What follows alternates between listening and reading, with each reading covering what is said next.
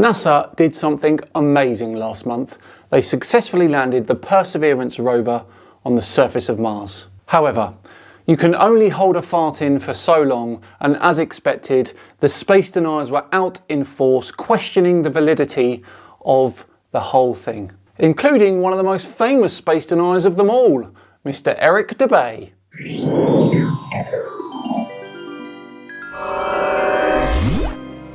Hello all and welcome along to another episode of Tinfoil Tuesday with me, Simon Dan. Thank you very much for joining me. Before we begin today, a quick thank you to the sponsors of today's video, DataCamp. DataCamp is an online learning platform that makes it easy to build data analytical skills. Learn at your own pace with interactive courses and hands-on exercises. Now, you don't need any previous data skills to get started. DataCamp has courses for all different skill levels, from Excel 101 to more advanced courses. If you are like me and you are petrified of coding anything, then this Data Science for Everyone course looks a perfect place to start. You can advance your professional career as well as build new skills by standing out from your peers with in-depth data and analytical skills. And you can learn directly from your browser because DataCamp doesn't require any specific software. Subscriptions start at $25 per month for unlimited access to the courses, and there is no credit card required on sign up. Invest in yourself.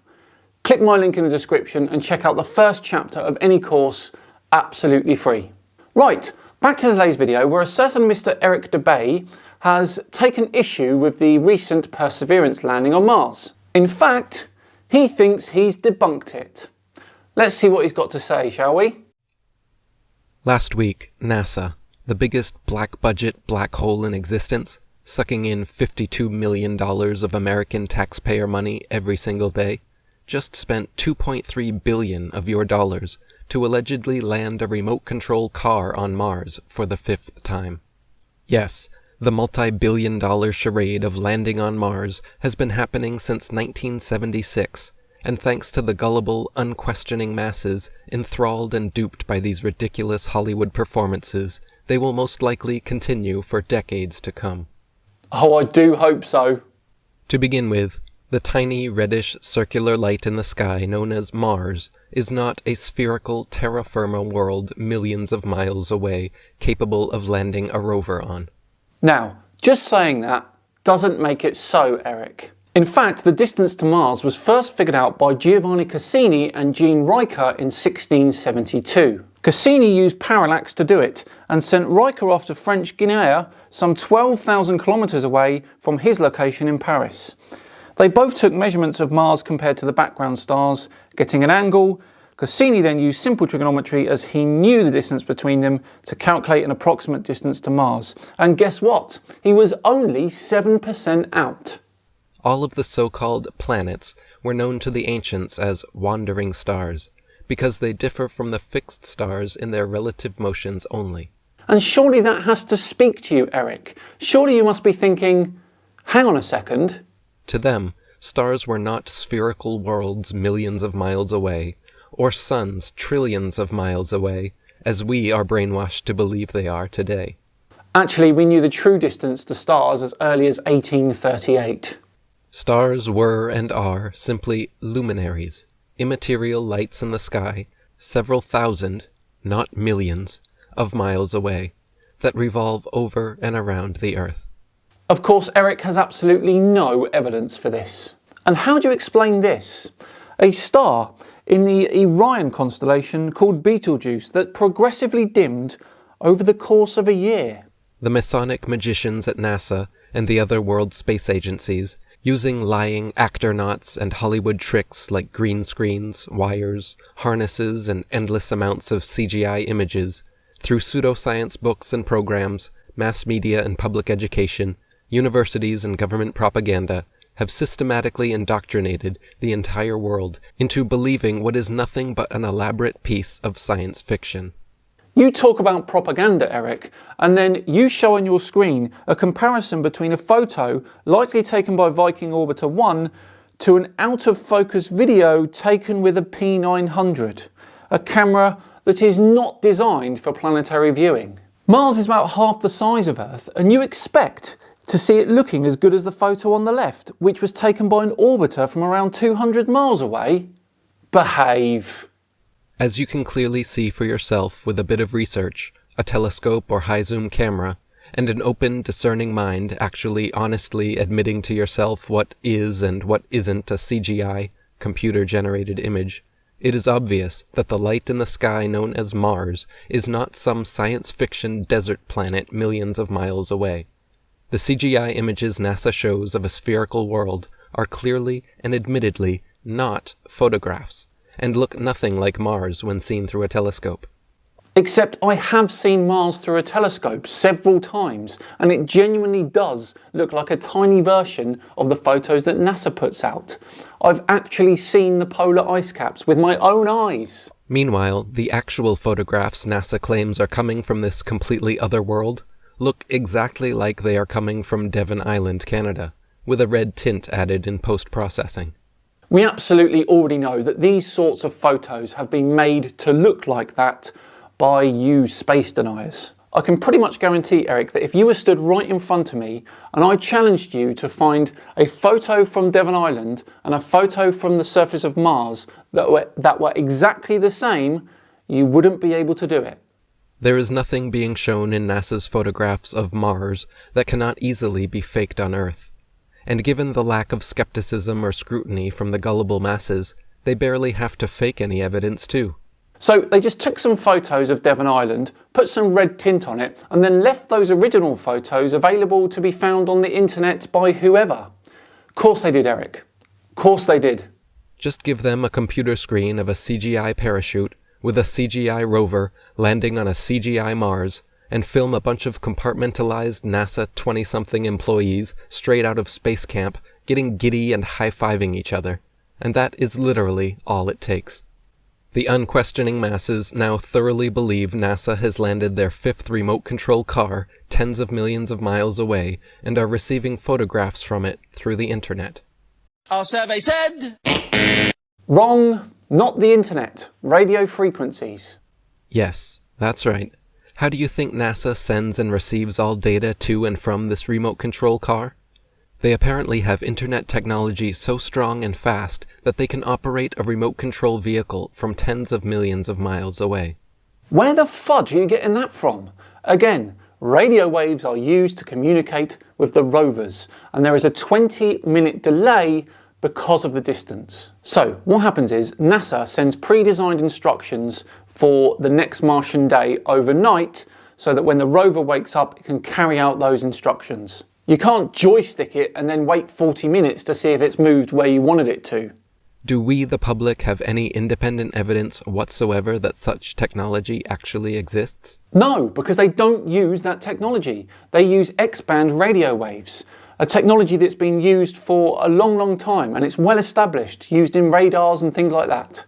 Of course not, and it isn't necessary. Again, because the science fiction indoctrinated masses are so bedazzled by their pseudoscientific priests at NASA that they don't require things like proof or evidence. When they are pressed on such matters, like the original moon landing tapes, LEM blueprints, telemetry data, and other physical proof, NASA says they filmed over the original moon landing tapes and conveniently lost all the physical evidence. As NASA actor-naut Don Pettit stated, "I would go back to the moon in a nanosecond, but we destroyed that technology, and it's a painful process to build it back again." You're welcome to build a Saturn V rocket in your back garden whenever you wish, Eric. So that is their excuse for why we haven't been back to the moon in 50 years, because they destroyed the technology, and it's a painful process to build it back again. But apparently they have had the tech since 1976, just a few years after the Apollo missions, to send Viking to Mars, which is allegedly over 100 times further away than the moon. The Viking orbiters were launched by the Titan III rocket, a rocket which had a thrust force of around 5,800 kilonewtons. Now, Viking was relatively light compared to the moon missions. That's why the Saturn V rocket had a thrust force of around 35,000 kilonewtons. Now let's talk about the supposed parachutes deployed by these rovers when landing. NASA says the surface pressure on Mars is only 0.3% of the surface pressure on Earth, and equivalent to the pressure at about 23 miles above Earth. This fact alone blows their hoax out of the water. Any skydiver knows there is not nearly enough air matter at that pressure to provide any kind of lift for opening and billowing out the parachutes NASA uses to land its Mars probes. No parachute ever devised has been able to successfully deploy at that altitude. They simply stream straight back, then never fill the rest of the way down. Which is exactly why NASA say this: rocket-assisted descent, or RAD motors, because the atmospheric density of Mars is less than 1% of Earth's, the parachute alone cannot slow down the Mars exploration rover enough to ensure a safe, low landing speed. The spacecraft descent is assisted by rockets that bring the spacecraft to a dead stop 10 to 15 meters, or 30 to 50 feet, above the Martian surface. Joe Kittinger's record highest, fastest, and longest parachute dive from the Earth's upper atmosphere had him free-falling from only 19 miles high for 15 minutes at 767 miles per hour, and his drogue chute proved useless and offered no deceleration. Yet NASA would have us believe, for example, that their 2008 Phoenix's drone parachute managed to somehow slow it down from 12,738 miles per hour to 123 miles per hour in just 2.86 minutes before its final landing. In other words, NASA is claiming to do something on Mars that we have no evidence is even possible on Earth at significantly lower altitude and 16 times slower speed. As I stated, Eric, rocket-assisted descent.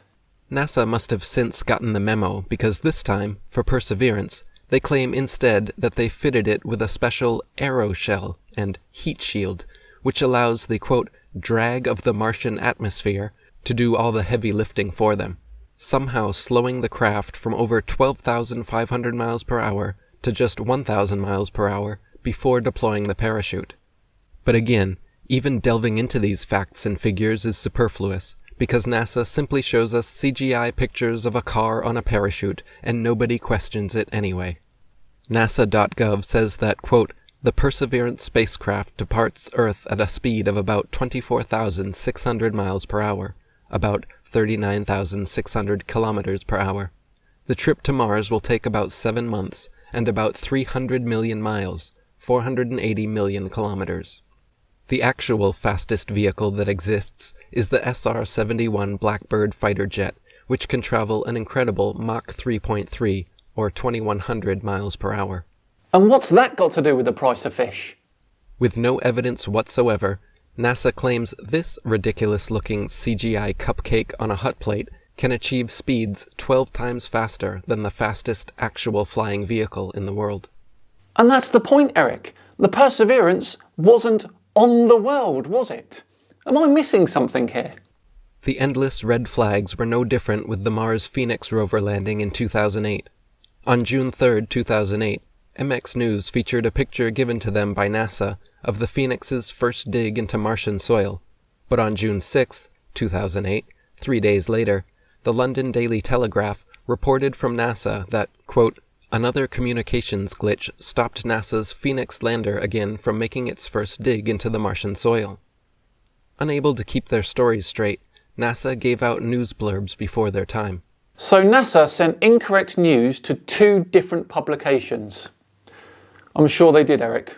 Then, when Mars Phoenix lander's robotic arm photographed image 89662759, taken at 1439:37 LST, and image 89662868 at 1441:23 LST, only 2 minutes and 46 seconds later. In the first image, there is a fallen loose screw visible by the leg which disappears before the second photo is taken. How in the blue blazes do you know that that's a screw? NASA themselves claim the robot arm did not touch Martian soil until the next day, so they cannot claim to have moved it themselves, and the topical arrangement of sand and rocks remains exactly the same, so it cannot be explained by strong winds. So who picked up the screw? More than likely, an observant and well-meaning stagehand picked it up between shots. More than likely. Amazing. I can just imagine it. Right, remember we can't mess this up, guys. These photos need to look exactly like the surface of Mars. Wait, what's that there, Gary? Oh, bloody hell, move that screw thing there, Gary, will ya? What's that? We'll need to retake the first photos again. No, can't be bothered. Let's mess with those conspiracy theorists a bit, shall we? I know, Dave up in processing won't be happy, but he ate most of my sandwich last week, so f*** him. Back during the Mars Spirit rover, NASA messed up then as well, changing the Columbia commemorative plaque from the one featured just seconds before launch to a totally different one when supposedly on Mars. Is it totally different? It looks exactly the same to me, just not in colour. Honestly, this has to be one of the worst debunkings I have ever seen. Thanks, Eric, for the laughs. And actually, I'm going to do something that I've never ever done before. I'm going to call you out. Let's set up a Zoom call between you and I. You bring your evidence to say that Mars is not what NASA is saying it is, and I'll bring mine. We'll record it and see what happens. Well, there we go, another Tinfoil Tuesday all wrapped up, all done and dusted. Thank you very much for watching. I hope you enjoyed it. If you did, then please do like the video and subscribe as well if the feeling takes you. Just enough time to once again thank DataCamp for sponsoring today's video. Remember to check out the first chapter of any course for free. Click on my link in the description. I've been Simon Dan, have yourselves a great week, and I'll see you all on Friday for Flat Earth Fail 22. See you then.